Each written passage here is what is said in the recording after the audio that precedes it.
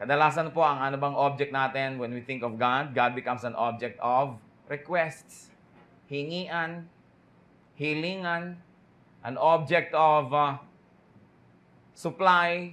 Bigyan nyo kami nito, bigyan nyo kami nun. Object ng protection, na i-protect nyo kami. Laging giver ang Diyos. But David teaches us another way to look at God and to treat Him as an object of love. Napaka-romantic, kung tutuusin. So God as object of love was identified. Sabi niya, you, not other gods, not people, not things, not ideas, you are my God. Walang iba. Kayo ang aking mahal, I earnestly seek you. So God as object of love is also sought. Una, in-identify, kinilala na ito ang aking iniibig, itong umiibig sa akin, ito yung object ko.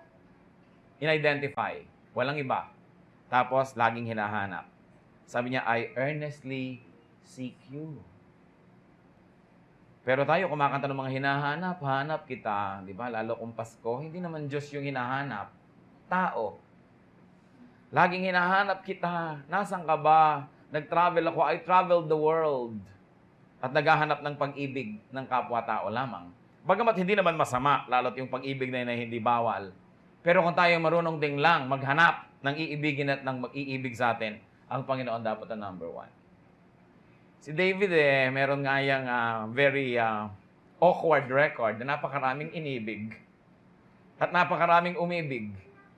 Kay kaibigan, kay mga babae, kay kung sino-sino, naging object siya ng love. Pero hindi siya nabulag ni minsan nun. Hindi niya nalilimutan na ang Panginoon ang kanyang number one love.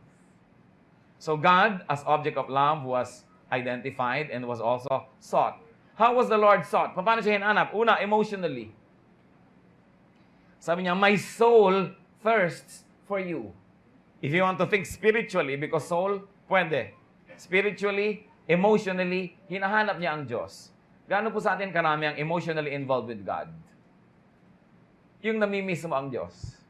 Pagka hindi ka nakakapagbasa ng Bible, hindi ka nakakapag-church, hindi ka nakakapag-meditate, namimiss mo ang Diyos na tila baga siya isang tao rin na object of love and source of love. But sabi niya, I seek you. My soul thirsts for you. And also, the Lord is sought physically. Sabi niya, my body longs for you. Lahat na ng angle ng pangangailangan, emotional, spiritual, physical, sabi ni David, my body longs for you. Napaka-personal ng relasyon nila. May mukha, may kulay, siguro may amoy yun, merong personalidad. Hindi lang parang Diyos, parang espiritu, parang usok, parang impersonal force, power like gravity. Kundi personal. God is a person and can be loved personally and can love us personally. Sa pagpapatuloy po ng pagbabasa natin ng Psalm 63 verses 2 to 3, I have seen you in the sanctuary and beheld your power and your glory, because your love is better than life. So God, as object of love, is experienced. Sabi niya, nakita na kita. I have seen you. I have beheld you. Naranasan kong mahalin ka at naranasan kong mahalin mo.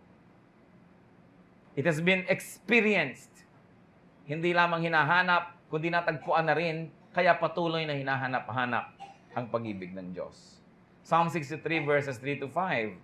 My lips will glorify you. I will praise you as long as I live. And in your name I will lift up my hands. My soul will be satisfied as with the richest of foods.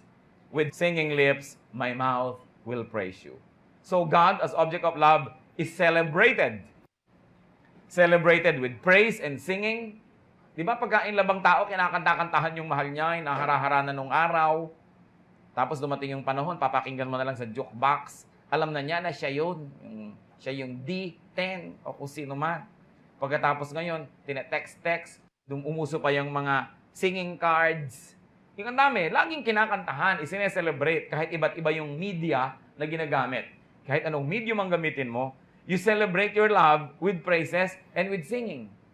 Kaya nga laging pinupuri ng isang tao ang kanyang nililigawan, ang kanyang mahal sa buhay. Sabi niya, I will praise you as long as I live.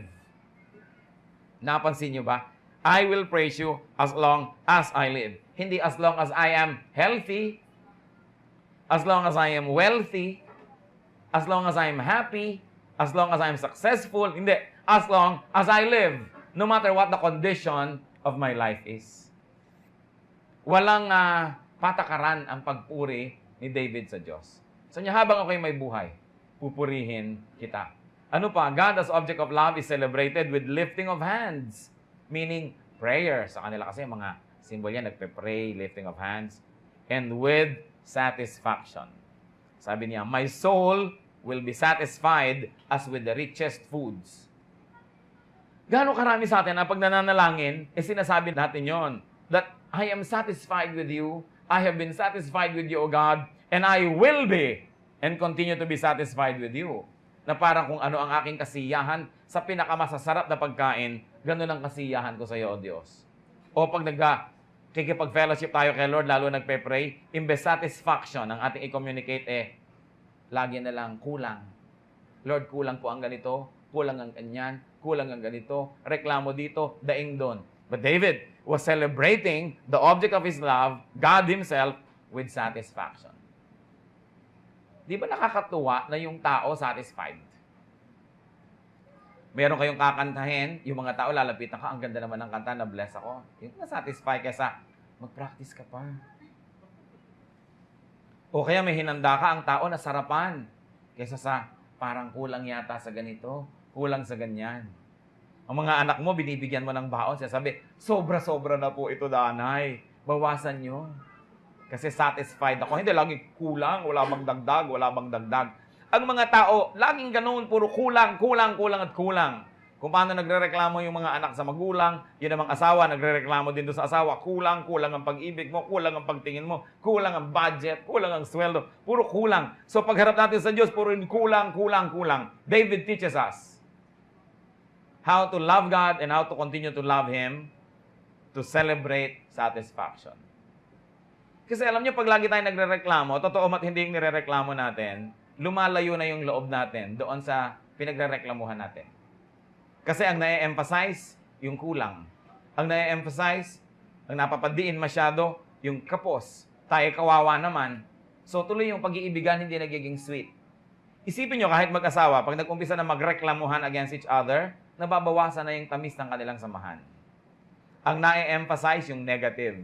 Mamaya yan, sobrang lumaki na, naghiwalay na. So God as object of love is celebrated. Ano ba yung mga satisfied tayo talaga? Satisfaction is also a matter of discipline. Satisfaction is not a matter of volume of how much we get, but how much we teach ourselves to learn, to enjoy, and to be happy with, and to be contented with what we get. Some people want to get what they want, and there are people who want what they get. Natututo silang maging satisfied. Sumasaya sila. So God also, as object of love, is remembered and thought of. Inaalala, naiisip. Sabi niya, I think of you all through the night. Naiisip ba natin ng Diyos buong gabi? Sabi pa na ibang version, all through the watches of the night. And there are 4 watches of the night. No? First watch, second watch, third watch. Kaya may mga fourth watch. Yung mga magbubukang liwayway na yon. Mag-uumaga na. Sabi niya, I think of you. In my bed, I toss and think of you. Pagka ba kayo pabiling-biling sa inyong higaan, sinong iniisip nyo? Kung sino-sino ang iniisip. Minsan nobyo, minsan nobya, kung minsan naisip mo yung asawa mo, kung minsan asawa pa ng iba ang naiisip ng iba. Kaya lalong nababalisa. Ang mga kanta nating, di na makatulog, di pa makakain. Umabot ang marami sa inyo dyan, ha? Pero hindi naman si Lord yung iniisip kung sino nagkakaroon ng tagyawat sa ilong. Panaginip ka. Tao yung sinasabihan nun. Pero tingnan niyo si David, kung paano makipagmahalan sa Diyos. Sabi niya, buong gabi, iniisip ko kayo. At naniniwala ako na hindi lang niya ito bola. Totoo, iniisip niya ang Diyos. I think of you all through the night. Naranasan na po ba natin yan, yung buong gabi iniisip mo ang Diyos? At hindi lang dahil may sakit kayo at ino-operahan bukas, Diyos ko po, bigyan niyo ko ng pambayad, sana po magising pa akong muli, matapos magkaroon ng anesthesia. Dahil yan nagkaka-anesthesia, kadalasan nagkaka-amnesia. No? Naaalala nga ang Diyos, pero hingi na naman ang hingi. O reklamo ng reklamo, o nasa panganib, naaalala ang Diyos. Pero yung nasa comfort ka of your home, of your bedroom, and you are in the comfort of your bed, and you're thinking of God, and glorifying Him, and thanking Him, and your heart is full of thanksgiving, and you are full of satisfaction. Yeah, Lord, I think of you all night long. Sweet ang relasyon. Psalm 63, verses 7 up to 8. Because you are my help, I sing in the shadow of your wings. My soul clings to you. Your right hand upholds me. So here, God as object of love is recognized. Sabi niya, you are my help. Kayo at walang iba. Hindi tulad na naman ng awit ng iba, you are my life. Pero tao yung kausap, you are the sunshine of my life. Tao na naman yung kausap, you are my everything. Kaya pag ginawa natin lagi yan, pag iniwan tayo, anong nangyayari ngayon? Nakatulala, nawawala sa sarili, nakatingin sa lumulubog na araw. Kasi tao ang ginagawang number one sa buhay. Can you imagine the disaster that awaits those whose first love are people? Pag ating first and foremost love ay tao, maghanda-handa na kayong umiyak. Kasi iiyak kayo eh. Una, yung taong yan, baka biguin kayo. Baka kayo pagtaksilan, baka mahal kita, mahal mo siya, mahal niya ay iba. Masakit yun. O kaya ang tapat-tapat din sa inyo ng tao, ang buti-buti, ang husay-husay, di lalo niyong namahal, biglang namatay. Di iiyak din kayo. Kasi iniiwan tayo ng tao, either ayaw na sa atin, iniwan tayo, o gusto pa tayo, pero namatay, di nawala rin.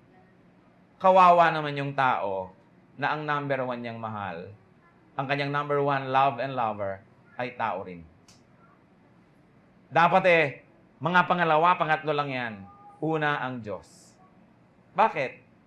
Kasi hindi naman nagtataksil ang Diyos kahit kailan. At hindi naman siya namamatay. Minsan lang ginawa ni Lord John, tama na. No? Hindi na mamamatay pang muli at namatay man sandali lang.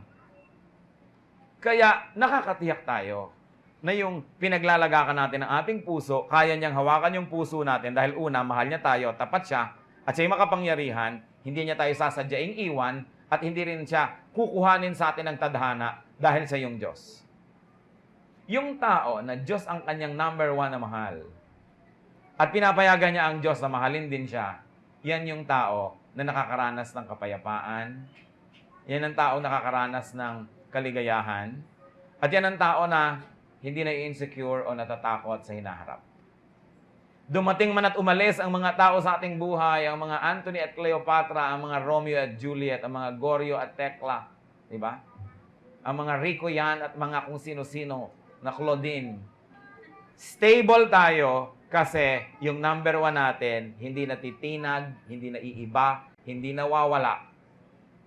Kaya sabi ni David, talagang, your love is better than life. At nararamdaman, nalalaman. So God as object of love is recognized. And then we see here that God as object of love is submitted and clung to. Kinakapitan. Sa Kanya kumakapit. Sabi niya, in the shadow of your wings, I will rejoice. Marahil naiisip ni David kasi siya ay laking bukid. Yung mga inahing manok na lumilimlim sa kanya yung mga sisiw, safe na safe. Talaga namang hahabulin ka ng inahin na to pagka hinabol-habol mo yung kanyang mga kitik. No? Talagang ipagtatanggol niya, binibigyan niya ng warmth and protection. O baka naiisip niya yung winged creature doon sa Holy of Holies. Na sinasabi niya, in the shadow of your wings, I will rejoice. I feel secure. Nasaan ba yung ating security? Pag dumating yung taong ito, secure na secure tayo. Pero pag wala na, insecure na tayo. Yan ang mahirap kung sa tao umaasa. Pero sabi niya, in the shadow of your wings, I will rejoice. That I will not only enjoy protection, but I will also submit. Yung ba namang napapailalim ka sa baguhe, sa pakpak ng iba, submission yon. Sabi, I submit. And because I submit to you, I enjoy your protection and your love. Sabi niya, my soul clings to you, to God. Yung isa na namang tao, with his hands, I will cling to you. Tao na naman yung kakapitan. Mga Pilipino pa naman, ang hilig makinig sa love song. Ang dalas tuloy malungkot. Ang mga Pilipino pa naman, dahil mabubuting loob, kaya dali-daling mahulog ang loob. 3 beses mo lang abutan ng kape, in love na sa'yo. Sa pang-4 na araw at di mo abutan, namimiss ka na, siya na tong mag-aabot sa'yo habang buhay. Bumalik ka lang. Napakadaling ibigay ang puso. Kaya, napakaganda sana yung ating kalooban na ganon, ma-direct, ma-channel sa godliness, na maibigay natin yung ating puso kay Lord, na sa Kanya mahulog ang ating loob, sa Kanya tayo tumanaw ng utang na loob, sa Kanya tayo makipag-ibigan, then we will be the happiest people on earth. Alam nyo kasi umiibig ng lubha sa kapwa-tao, nakakarating yan sa highest point siguro of happiness, human happiness, pero tiyak lulusong din yan sa pinakamalalim na bangin ng lungkot. Because the same person that can make you happy can make you sad. Di ba yung mahal nyo lang naman ang nakakapagpasaya sa inyo, pero yan din ang nakakapagpalungkot sa inyo. Kung yung presence niya nakakapagpasaya, yung absence niya nakakapagpalungkot. Kung yung katapatan niya nakakapagpasaya, ang pagtataksil naman niya, ang ipagluluksan nyo talaga. There's a very thin line between love and hatred. That it is so easy to hate the one you used to love. And it is so easy to destroy the thing that you love. There's a movie from France, I think, that has a theme song that keeps saying, a man kills the thing he loves. There's a tendency to kill that which we love with too much affection, too much presence, too much control, too much jealousy. Kaya, napakaganda na yung love, mailagay natin sa tamang perspective. Mauna ang Diyos. Diyos muna. Pag nauuna ang Diyos, ang lahat malalagay sa tamang lugar. Pero oras na una yung tao, pati yung pakikipag-ibigan natin sa Diyos, nasa sacrifice. Gano'ng karami na ang young people na wala sa church kasi umibig. Napakarami mga tao, napakainit ng pag-ibig sa church and church work. Nung nagka-in-love na wala na, di mo na nakita. Pinalitan na ng tao ang trono ng Diyos. Sa palagay nyo, kaya sasaya tayo ng ganon? I don't think so. May konting saya, pero ginagarantay ako, malaki ang lungkot. May bayad ang lahat. Nothing is for free. Kaya napakasarap si Lord na lover and friend eh. Kasi yung utang natin, siya nagbabayad. Kaya hindi tayo nagbabayad. Eh kung wala siya sa buhay natin, wala siya sa picture, lahat ng utang natin, tayo ang magbabayad. Kaya napakasarap na ang Panginoon number 1 sa ating buhay. My soul clings to you. Sabi. What are the fruits of having God as object of love or as a lover? Psalm 63, verses 9 up to 10. They who seek my life will be destroyed. They will go down to the depths of the earth. They will be given over to the sword and become food for jackals. So anong unang-unang nagiging bunga kung ang Panginoon ang number 1 nating love at mahal natin siya at nakikipag-ibigan tayo ng malapit? Protection from one's enemies. Destruction of one's enemies. Especially protection from other objects of love that can frustrate, damage, destroy, or kill. Ang mga young people naman, pag pinagsasabihan mo, akala mo ka kontrabida sa kanilang kaligayahan. Dapat isipin kasi wala namang pagsisising nasa una. Kailangan nakikinig talaga sa nagpapayo. Eh ano naman ang kinalaman nun? Kasi kadalasan, ang number 1 na kalaban ng ating kaligayahan, hindi ibang tao, sarili natin. Tayong humuhukay ng ating paglilibingan. Kaya ang sabi, those that seek my life will be destroyed. And siguro, parenthetically, even I am the one seeking my life, trying to destroy myself because of my foolishness. That will be destroyed too. Pagka inilalapit ko ang aking kalooban sa Panginoon. Kasi naiko-correct ako eh. Alam niyo yung lumalapit sa Panginoon, hindi lang naman yung Panginoon as God yung nilalapitan natin. Nalalapit din tayo sa kanyang mga spokespersons. Nalalapit tayo sa mga tagapayo, sa mga umaawit, nananalangin, nagsisermon, nagtuturo, na-expose tayo sa maraming bagay that can equip us to make good judgment. Therefore, we get protection. At sabi dito, God destroys my enemies. Why? Kasi malapit ako sa Kanya. What happens? Church, are you listening?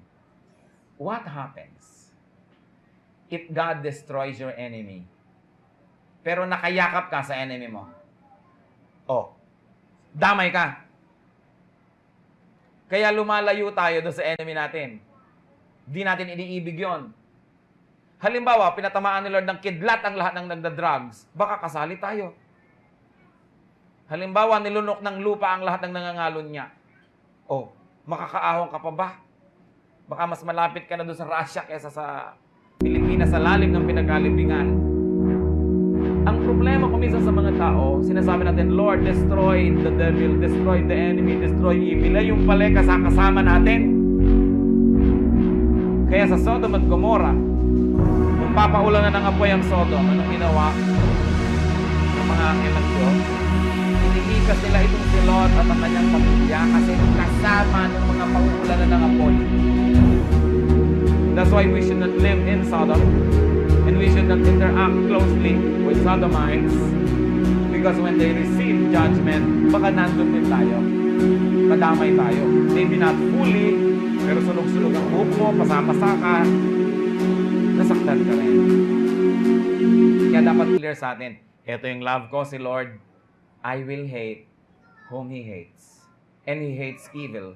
He hates sin. He hates Satan. Therefore, I will hate anything that has anything to do with evil. Dahil mahal ko ang Diyos. Hindi ba isang malaking kataksilan na may asawa ka, pagkatapos may kalaban siya at kaaway, tapos lagi mong kasamang nagmemeryenda, kasama mo lagi nagpapahinga, nagpapasyal, kalaban ng mahal mo sa buhay?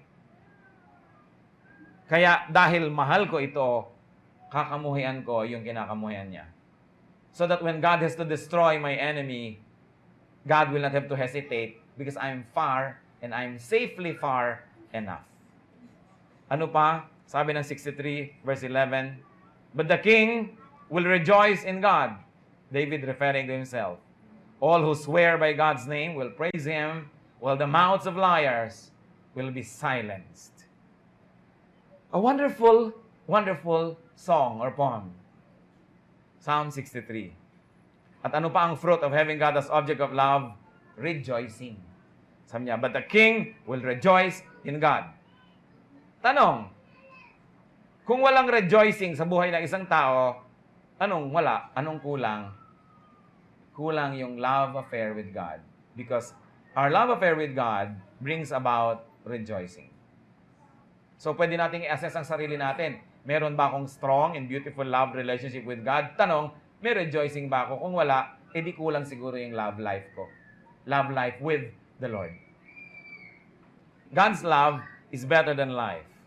God as object of love, as giver of love, and as lover, must be identified, sought, experienced, celebrated, remembered, recognized, submitted, and clung to. Each of those which we have already discussed. Need I say, brothers and sisters, love God. Gawin yung personal, hindi lang para siyang hangin, para siyang ulap. Mahirap namang mahalin yun. Gawin natin yung personal.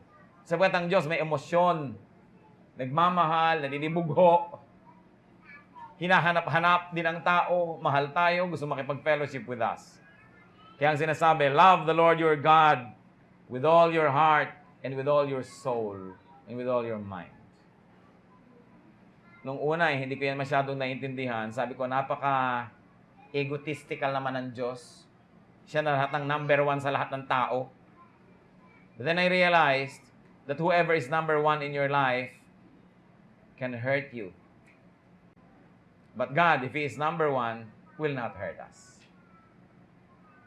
Whoever is number one in your life can make your life meaningful or can destroy the meaning of your life. And God will never destroy the meaning of our lives. Gusto niya maging number one para i-protect tayo sa mga harm na pwedeng gawin ng number one kung yung number one na yon ay hindi Diyos. Kaya kung yung mga tao, number two, number three, dumating at umalis sila, magkamalit hindi, nalulungkot tayo, nasasaktan, pero manageable because our number one is still there. Meron pa rin tayong center. Meron pa rin tayong force that holds us. Kaya dapat mauna ang Diyos sa lahat. Romans 8:35. Who shall separate us from the love of Christ? Shall trouble or hardship, or persecution or famine, or nakedness, or danger, or sword? And then goes on to 38 to 39. For I am convinced that neither death nor life, neither angels nor demons, neither the present nor the future, nor any powers, neither height nor depth, nor anything else in all creation will be able to separate us from the love of God that is in Christ Jesus our Lord. Hindi mapapahiwalay ang sino man kay Jesus kahit kailan. Walang kapangyarihan na makapamamagitan sa pag-ibig ng Panginoon sa atin. At yan ay marapat suklian, marapat na i-develop ang pakikipag-ibigan natin sa Diyos. Alam nyo, yung theology, develop na yan sa marami eh. Yung memory verse, develop sa ilan sa atin. Yung pagiging parang pariseo sa righteousness, develop sa iba yan. Even the gift of giving, develop sa mangilang-ilang tao. Yung gift of charity, yan, highly developed even in some congregations. But there's one thing that really need to be focused on for development, and that is falling in love with God. So ang ating challenge, brothers and sisters, fall in love with Jesus. And keep falling in love with Him over and over and over again. Ang pag-ibig ay hindi automatic na nangyayari, na nauulit. Ang pag-ibig ay manual. Tinasadya, tinatrabaho. Kahit sa mag-asawa, hindi ko mo tumatagal ang pagsasama, lalong nagmamahalan, maraming naghihiwalay. Ibig sabihin, love is not on automatic. It must be renewed day by day, moment by moment, second by second. There must be a conscious effort to love. And there must be a conscious effort to allow others to love us. At dapat gawin natin yun sa Panginoon. Makipag-ibigan. God as person. God as person. That's important. Napakahalaga when we celebrate anniversaries of churches, anniversaries kung kailan tayo na-save, kung kailan tayo na-born again, ang tinitingnan natin, hindi lang yung maraming taon, ilang taon na ba nagbibilang tayo ng mga taon, hindi yon. Gaano kalalim na ba ang pakikipag-ibigan natin sa Panginoon? Lumalim na ba ng lumalim o bumabaw pa? Yung iba, sa halip na lalong sumidhi ang pag-ibig sa Diyos, nanlamig pa. Nawala pa. Hindi na nga umasenso, umatras pa. Nakakalungkot. Nakakalungkot. Let's bow before the Lord and think about these things. Because God's love is better than life, how else can our life with God be improved? I will challenge each one of you to be silent. Manahimik tayo sa presensya ng Diyos. At makipagniig tayo sa Espiritu.